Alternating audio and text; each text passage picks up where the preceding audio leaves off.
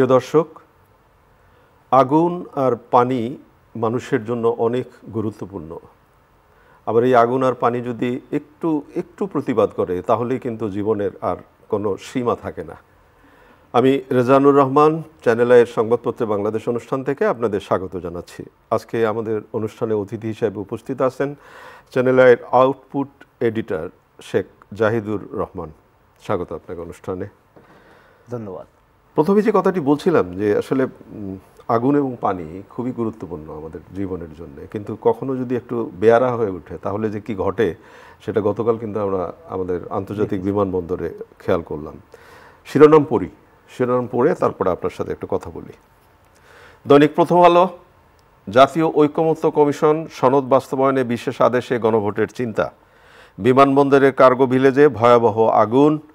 চট্টগ্রাম বন্দর বর্ধিত মাশুল স্থগিতের দাবিতে আন্দোলনে চট্টগ্রামের ব্যবসায়ীরা। দৈনিক যুগান্তর, জমি অধিগ্রহণের 8 কোটি টাকা পেতে ঘুষ 1 কোটি, ডিসি অফিসের ঘুষের ফাঁদে মারা যান শাহাবুদ্দিন।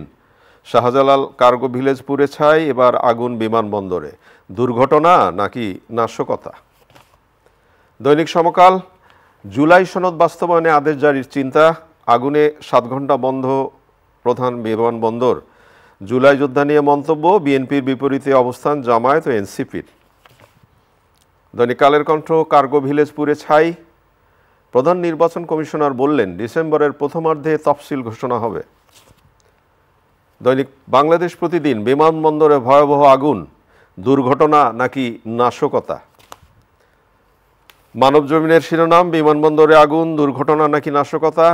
সনদে স্বাক্ষরকারীরা জনগণ থেকে ছিটকে পড়েছে, এনসিপির আহ্বায়ক বলেছে নাহিদ ইসলাম।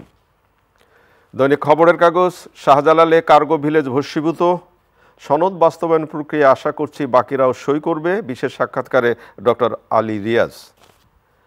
আমার দেশের শিরোনাম, বিমানবন্দরে ভয়াবহ আগুন, সন্দেহে নাশকতা। জুলাই সনদ স্বাক্ষরের পর এনসিপির কৌশল। কালবেলার শিরোনাম, শাহজালাল বিমানবন্দর কার্গো ভিলেজ পুড়ে ছাই, স্বাক্ষর হলেও জুলাই সনদ বাস্তবায়ন নিয়ে জটিলতা। রূপালী বাংলাদেশ, কার্গো ভিলেজে দাউ দাউ আগুন, আইনি ভিত্তি পেলেই সনদ স্বাক্ষর করবে এনসিপি। বাংলাবাজার পত্রিকা, শাহজালাল বিমানবন্দরের কার্গো ভিলেজে ভয়াবহ অগ্নিকাণ্ড, প্রতিটি অগ্নিকাণ্ডের ঘটনা গভীরভাবে তদন্ত করছে সরকার। দৈনিক ইনকিলাব, শাহজালালে ভয়াবহ আগুন, ডিসেম্বরের প্রথমার্ধে জাতীয় নির্বাচনের তফসিল, শাহজালালে আটকা হাজার হাজার যাত্রী। জাহিদ, আপনি শিরোনাম শুনলেন, প্রথমে যে কথাটি বলছিলাম যে পরপর ধরেন 1 সপ্তাহ হয়নি, তার মধ্যে 3টি ভয়াবহ অগ্নিকাণ্ড, মিরপুরের অগ্নিকাণ্ড, চট্টগ্রামের অগ্নিকাণ্ড এবং শেষে গতকাল আমাদের বিমানবন্দরের অগ্নিকাণ্ড। এখন আপনি কখনো কখনো মনে হয় যে কিছু কিছু জিনিস আসে আমরা সেটা নিয়ন্ত্রণ করতে পারি না, দুর্ঘটনা বলি আমরা, কিন্তু বিমানবন্দরের কার্গো ভিলেজে যেভাবে আগুন জ্বলল, যত সময় ধরে জ্বলল, সেই জায়গা থেকে এই যে দুর্ঘটনা নাকি নাশকতা, এটা নিয়ে নানা ধরনের প্রশ্ন উঠছে। তা আপনারা যখন এটা খেয়াল করলেন, আপনাদের কি মনে হয় এই পরিস্থিতিটা কি খুব শুরুতেই নিয়ন্ত্রণ করা যেত না? দেখেন, একজন সংবাদকর্মী হিসাবে প্রথম যে বিষয়টা আমরা মাথায় রাখি বা বিবেচনা করি, অন্যান্য আগুনের ক্ষেত্রে বিষয়গুলো যেরকম ঘটে, বিমানবন্দরের ক্ষেত্রে একটু ভিন্ন হয়। এটা খুব গুরুত্বপূর্ণ জায়গা। হ্যাঁ, গুরুত্বপূর্ণ জায়গা, এবং বিমানবন্দরে সার্বক্ষণিক ফায়ার সার্ভিস অ্যালার্ট অবস্থায় থাকে। তো আগুন লাগতেই পারে, এটা দুর্ঘটনা ঘটতে পারে। আবার সরকারের জায়গা থেকে নাশকতার একটা সন্দেহের কথা বলা হয়েছে, সেটাও তো মোকাবেলার থাকতে হবে, প্রস্তুতি থাকতে হবে। তো এতগুলো ইউনিট থাকার পরে আগুন তাৎক্ষণিকভাবে নিয়ন্ত্রণ করা যায়নি। কর্তৃপক্ষের সে বিষয়টি দেখা উচিত যে এটি যদি স্রেফ দুর্ঘটনাও ঘটে, দুর্ঘটনা হয়, সেক্ষেত্রেও যে আগুন তো লাগতেই পারে, অগ্নিকাণ্ডের ঘটনা ঘটতেই পারে, ঘটলে তাৎক্ষণিক যে ব্যবস্থা, সেই ব্যবস্থাটা আমরা দেখতে পাচ্ছি যে আসলে অতটা সক্রিয় না। তা নাহলে তো অথবা থাকলে ওটা দায়সারা করছে। হ্যাঁ, দায়সারা করছে যে আগুন নিয়ন্ত্রণের ব্যবস্থা করতে হবে। আপনি অগ্নিকাণ্ড আগে ভাগে তো আর রোধ করতে পারবেন না, বলে কয়ে আসবে না। তো সেক্ষেত্রে রোধ করার যে ব্যবস্থা, আমাদেরকে এই জায়গাটাও তদন্ত কমিটি হয়েছে, আমি প্রত্যাশা করব বা দেশের মানুষও প্রত্যাশা করবে যে তদন্তের মধ্যে ওই বিষয়টিও আসা প্রয়োজন যে কেন এটি নিয়ন্ত্রণ করা গেল না। আপনার কি মনে হয় না যে ধরা যাক এখন আমরা একটা সময় যেটা বলতাম যে কোনো ঘটনা ঘটলে আগের সরকারের আমলে জামায়াত শিবির বা বিএনপি করেছে, এখন আমরা বলি ফেসিবাদ করেছে, তো এই যে মূল জায়গা কারো কারো দায়িত্বের অবহেলা বা এই যে আমরা আগুন জ্বলতেই দেখলাম দীর্ঘক্ষণ ধরে, সেই জায়গা থেকে নিয়ন্ত্রণ বা পানি দেওয়ার যে ব্যবস্থাটা সেটা আমরা লক্ষ্য করলাম না, সব কিছু মিলিয়ে কি কয়েকদিনের মধ্যে অন্যান্য খবরের মতো এটাও কি হারিয়ে যাবে আপনার মনে হয়? আমাদের এখানে যেটা হয় এটা বলা হয় যে ঘনঘটার বাংলাদেশ। আচ্ছা আচ্ছা, একটার পরে একটা এত ঘটনা আমাদের এখানে ঘটে যে আসলে আগের ঘটনা চাপা পড়ে যায়।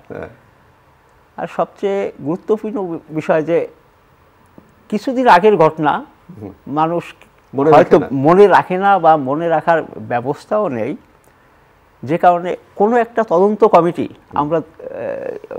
কমিটি গঠন হয়, এটা আলোর মুখ দেখে না। হ্যাঁ, পরবর্তীতে তদন্ত কমিটির রিপোর্টে কি ছিল এটা সরকারের কাছ থেকে যেমন পূর্ণাঙ্গভাবে ব্যবস্থা নেওয়া হয়েছে কিনা সেইটা আর আমরা দেখি না।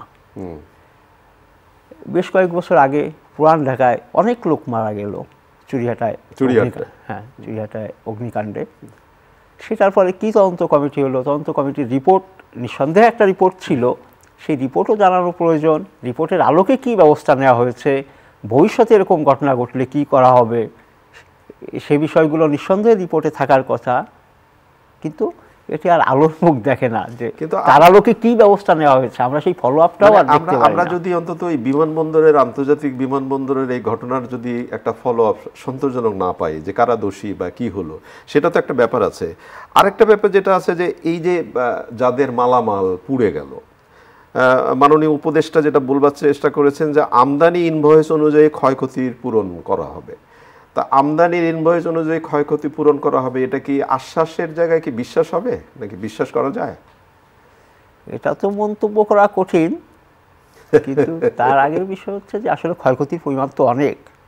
আমি তাৎক্ষণিকভাবে গতকাল একটি অনলাইনেই দেখতেছিলাম যে এটি প্রায় 15,000 কোটি টাকার মতো। আচ্ছা, তাৎক্ষণিকভাবে এটার ডেটা বা ইনভয়েস বিশ্লেষণ করে হয়তো এক্সাক্ট ফিগার আসবে, একটা অনলাইনে ছিল। তো ওই পরিমাণ ক্ষতি, এর সঙ্গে শত শত ব্যবসায়ী জড়িত, তাদের পুঁজি জড়িত, তাদের সর্বশান্ত হওয়ার বিষয় জড়িত, নিঃসন্দেহে এটি বড় ক্ষতি। এটি গেল মালামাল পুড়ে যাওয়ার একটা দিক।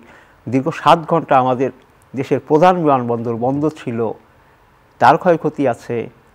অনেকগুলো উড়োজাহাজ ডাইভার্ট করতে হয়েছে, কিছু সিলেটে, কিছু চট্টগ্রামে, কিছু কলকাতায় ল্যান্ড করেছে। এয়ারওয়েজের ক্ষয়ক্ষতির বিষয় আছে। আমার 7 ঘন্টা বন্ধ থাকার কারণে আমাদের শত শত যাত্রী বিমানবন্দরে আটকা ছিলেন।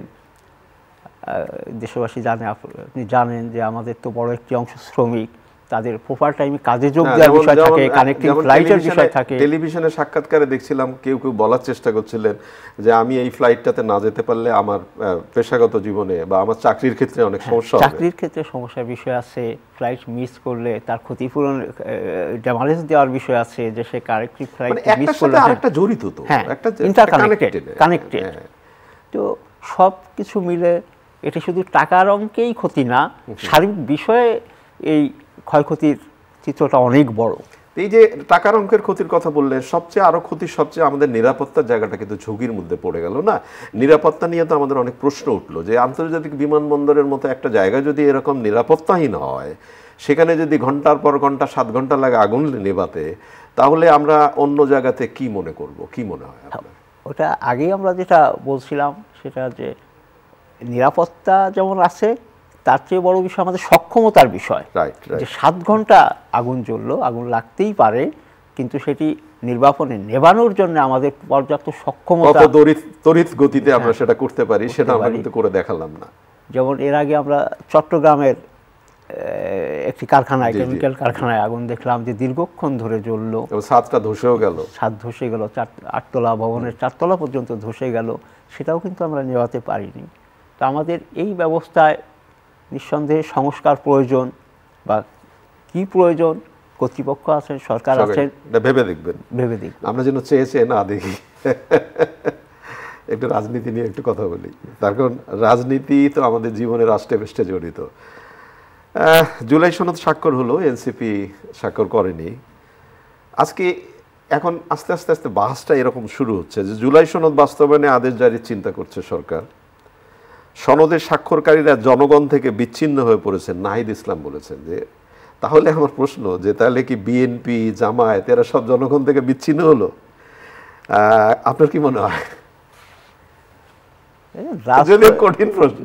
রাজনৈতিক বক্তব্য রাজনীতিবিদরা দেন, আমরা যারা শুনি, শ্রোতা বা আমরা যারা সংবাদ মাধ্যমে কাজ করি, আমরা তাদের কথা তুলে ধরি। রাজনৈতিক বক্তব্য কতটা রাজনৈতিক, কতটা প্রায়োগিক, এটা বিশ্লেষণ করা কঠিন কঠিন কঠিন। তো এটা হয় মানে রাজনীতির বক্তব্য তো অনেকে বলবার চেষ্টা করেন যে মাঠের বক্তব্য মাঠে থাকে, বাস হয়, তারপরে আবার সবকিছু ঠিক হয়ে যায়। এটাও রাজনীতি, এটাও রাজনীতি। যেমন এনসিপি এই জুলাই আন্দোলনে তাদেরকেই তো প্রধান মুখ হিসাবে ধরা হয়, গণ্য করা হয়। এক বছর আগে তো তাই ছিল। হ্যাঁ, সেটাই ছিল। তো তারা এনসিপির নেতৃবৃন্দ গেলেন না। জুলাই সনদ, এটা তাদের অন্যতম দাবি ছিল যে জুলাই সনদ হতে হবে, তো কেন গেলেন না? তারা আগের দিন বিবৃতি দিয়েছেন, সংবাদ মাধ্যমে কথা বলে জানিয়েছেন, গতকালও তারা একটি সংবাদ সম্মেলন করে জানিয়েছেন। সেটি তাদের প্রেক্ষাপট।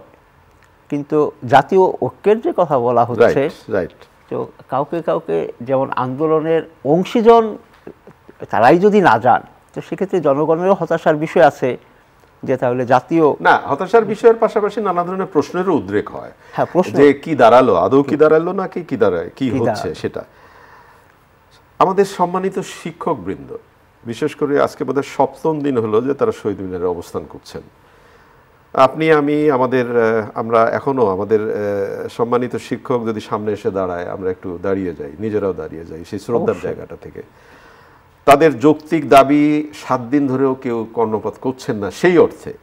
যেমন একটি পত্রিকার শিরোনাম হয়েছে যে রশি টানাটানি হচ্ছে। যেমন তারা 20 ভাগ বাড়ি ভাড়া চেয়েছে, শিক্ষা মন্ত্রণালয় নীতিগত নাকি একটা সম্মত হয়েছে যে 10 ভাগ দেওয়া যেতে পারে, তারা অর্থ মন্ত্রণালয়ে পাঠিয়েছে। অর্থ মন্ত্রণালয় বলেছে যে এটা 5 ভাগ দেওয়া যেতে পারে। তাহলে 20 থেকে 10, 10 থেকে 5-এ যে রশি টানাটানি, সেটাও তো আমার শিক্ষককে বোধহয় বোঝানোর একটা প্রক্রিয়া থাকা দরকার। কতদিন তারা এইভাবে বসে থাকবে, কি মনে হয় আপনার কাছে? আপনি শুরুতে যেটা বললেন যে শিক্ষক বৃন্দ যে পর্যায়ে শিক্ষক হন, প্রত্যেক শিক্ষকই শ্রদ্ধার, এবং প্রকৃতপক্ষে শিক্ষকরাই মানুষ তৈরি করেন। প্রাথমিকের শিক্ষক, মাধ্যমিকের শিক্ষক, কলেজের শিক্ষক, বিশ্ববিদ্যালয়ের শিক্ষক, যে কোনো পরিপূর্ণ মানুষ হওয়ার ক্ষেত্রে প্রতি শিক্ষকেরই অবদান আছে। শিক্ষক আন্দোলন করছেন, আমরা জানি যে আমাদের সমাজ বাস্তবতায় শিক্ষকদের বেতন আসলে খুব বেশি না, কিন্তু আমরা প্রত্যাশা অনেক বেশি করি। প্রত্যাশা অনেক বেশি, প্রত্যাশা থাকতেই হবে। কারণ আমি আপনি আমার সন্তানদেরকে মানুষ করার জন্য পাঠাই কার কাছে? শিক্ষকের কাছেই পাঠাই। তো শিক্ষক যেভাবে তৈরি করবেন, আপনার আমার সন্তান পরবর্তীতে সেভাবেই গড়ে উঠবে। শিক্ষকদের অবশ্যই মূল্যায়ন করতে হবে। এটি অবশ্যই দুঃখের যে শিক্ষকদের রাজপথে বসে থাকতে হচ্ছে, বৃষ্টির মধ্যে, রোদের মধ্যে। শহীদ মিনারে আজকে 8ম দিন ওনারা বসে আছেন। সরকারের পর্যায় থেকেও সুনির্দিষ্ট কোনো প্রস্তাব ওই অর্থে আসছে না। সচিবালয়ে একটা মিটিং হয়েছিল, আপনি যেটা বললেন যে রশি টানাটানির বিষয় আছে। আন্দোলনকারী শিক্ষক ওনারা দাবি নিয়ে আসছেন, এখন ওনারা একবার শিক্ষা মন্ত্রণালয়ে যাবেন, এটা অর্থ মন্ত্রণালয়ে কী হবে, ওনারা তো এত দৌড়াদৌড়ি ওনারা করতে পারবেন না। সরকারেরই এটা এগিয়ে আসা উচিত যে বিষয়টা সলভ করতে হবে, কিভাবে করা যায়, মন্ত্রণালয়ে কত মন্ত্রণালয় লাগে, কোনটার সঙ্গে কোনটার ইন্টারলিঙ্কিং আছে, সেটা সরকার নির্ধারণ মানে ওই যে ব্যাপারটা যেটা হয় না, শিক্ষকদের বিষয়টি ঝুলে রাখা ঠিক না। যেমন যেটা বলবার চেষ্টা করছিলাম যে এক সময় না, আজ অথবা কাল বা পরশু একটা জায়গায় দাঁড়াবে, কিন্তু কিন্তু তখন হবে কি, আমাদের যে ক্ষতিটা যেটা হলো সেই ক্ষতিটা হয়ে যায়। ওই যে এতদিন পড়াশোনা হচ্ছে না, শিক্ষকদের এই আন্দোলনের সঙ্গে কিন্তু শিক্ষা প্রতিষ্ঠানগুলো শিক্ষা কার্যক্রম বন্ধ আছে। আমাদের একাডেমিক যে সেশন সেটা হচ্ছে নভেম্বরের শেষ দিকেই বার্ষিক পরীক্ষাগুলো হয়। এখন অক্টোবর মাস শেষ, এখন ছেলেমেয়েরা শিক্ষা প্রতিষ্ঠান বন্ধ, তাদের শিক্ষায় বড় ধরনের ঘাটতি তৈরি হচ্ছে। আমরা এবারে এইচএসসি পরীক্ষার রেজাল্টে দেখলাম হ্যাঁ এক ধরনের বিপর্যয়, যদিও সরকার বা শিক্ষা সংশ্লিষ্টরা বলছেন যে এটিই বাস্তব ফল। সেটা যাই হোক, বাস্তব হোক, ধস হোক, পাশের পরিমাণ কম, সব মিলিয়ে প্রায় 59 ভাগ 58.সামথিং পাস করেছে, বড় একটি অংশ ফেল করেছে। এটি বাস্তবতাও যদি হয়, এই বাস্তবতা তো আমরা চাই না। আমরা তো চাই 100 শিক্ষার্থীর মধ্যে 100 জনই পাস করবে। বলেছেন যে এই বাস্তবতা তো আমরা আশা করি না, এটা আশা করি না। যারা ফেল করলো তাদের দায় কার? দায়টা কার? এই যে 40 ভাগ, ধরেন 60 ভাগ পাস করেছে, 40 ভাগ ফেল করলো, তাহলে এই 40 ভাগ ফেলের দায়টা কার? আমরা তো চাই যে 100 জনই পাস করুক। জাহিদ, অনেক ধন্যবাদ। একেবারে শেষের দিকে আমরা, নিশ্চয়ই খেলা দেখেন, ক্রিকেট দেখেন? গতকাল আমরা তো কাজের মধ্যেই থাকি, পেশাগত বিষয়। হ্যাঁ, আমরা খোঁজ খবর রাখতে পারি, হ্যাঁ, কাজ করতে করতে দেখা। তো গতকাল বাংলাদেশ জিতলো, আশা কি সামনের সিরিজ? বাংলাদেশের নাগরিক হিসাবে আমরা তো সিরিজ জয় প্রত্যাশা করব। একই সঙ্গে আমাদের মাথায় রাখতে হবে যে খেলা মানেই জয় পরাজয় থাকবে, কিন্তু যেন সেই জয়টা লড়কেলেঙ্গে লড়াই হবে। আবার পরাজিত হলেই আমরা যেভাবে মন খারাপ করি সেটাও ঠিক না, পরাজয় তো ঘটতেই পারে, আরেকজনও তো জয়ের জন্যই আসে। যে ক্রিকেটারদের প্রতি আমাদের ওই ভালোবাসা থাকতে হবে যে পরাজয় মানেই সব শেষ হয়ে গেল, তারা পরেরটাতে ভালো করবে। তারপরেও সিরিজ জয়ের আশাবাদী। জাহিদ, অনেক ধন্যবাদ আপনাকে। আপনাকেও ধন্যবাদ। প্রিয় দর্শক, আমরা যে বিষয়গুলো নিয়ে কথা বললাম আপনারা নিশ্চয়ই শুনলেন। আগুনের কথা বলছিলাম, এই যে ভয়াবহ আগুনে পুড়ে গেল বিমানবন্দরের এত কিছু, দায়টা কার? নাশকতার কথা বলছি আমরা, সেটা কিন্তু খুঁজে বের করা খুবই জরুরি, একেবারে জরুরি। এবং অগ্নি নির্বাপন ব্যবস্থাটা কোথায় কেমন থাকবে সেটাও বোধ করি এখন ভাববার খুবই জরুরি সময় এসছে। ভালো থাকবেন, আগামীকাল নিশ্চয়ই সময় আবার কথা হবে। খোদা হাফেজ।